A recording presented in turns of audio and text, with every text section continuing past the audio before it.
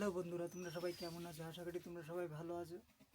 তো আজকে কয়দিন ধরে শরীরটা খুবই ভালো না, খুবই শরীরটা খারাপ আর কি। মাথায় অসহ্য যন্ত্রণা হচ্ছে, ব্যথা হচ্ছে, তারপরে ভীষণ যন্ত্রণা ব্যথা হচ্ছে। আর চোখে কিছু দেখতে পাচ্ছি না, চোখে পুরো একদম ঘোলা দেখছি, এতটাই শরীর খারাপ। সারাদিন শুয়েই আছি, কোথাও কোথাও যাচ্ছি না।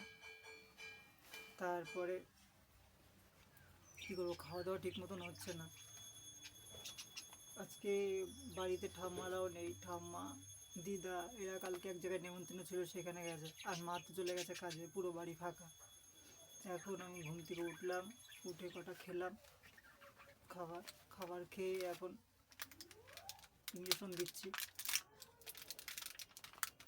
মা আজকে কাজে যেতে চাইছিল না, বলছিল যে বাড়ি ফাঁকা, তোকে রেখে কীভাবে যাব কাজে।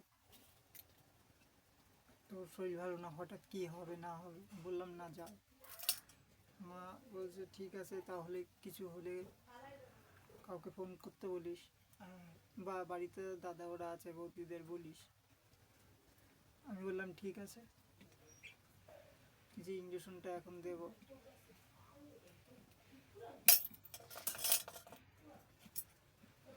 এই পয়সার জন্য ইঞ্জেকশন কিনতে পারছি না ঠিক মতো। আর ইঞ্জেকশনটা কোনো জায়গায় পাওয়া যাচ্ছে না, কিসের জন্য পাওয়া যাচ্ছে না জানি না। ইঞ্জেকশনের অনেকটা দামও বেড়েছে, আর ওষুধও পাওয়া যাচ্ছে না। তারপরে আর হসপিটালে তো ফোন করছি, হসপিটালে এখনও পর্যন্ত ফ্যাক্টর ঢোকেনি। আজকে 4-5 মাস হতে চললো, এখনও পর্যন্ত ফ্যাক্টর নেই হসপিটালে। তাহলে আমরা কি করে বাঁচব? এর জন্যই আরও বেশি শরীর খারাপ লাগছে। যদি ফ্যাক্টরটা দিতে পারতাম 2 দিন, তাহলে অনেকটাই শরীরটা ভালো হতো।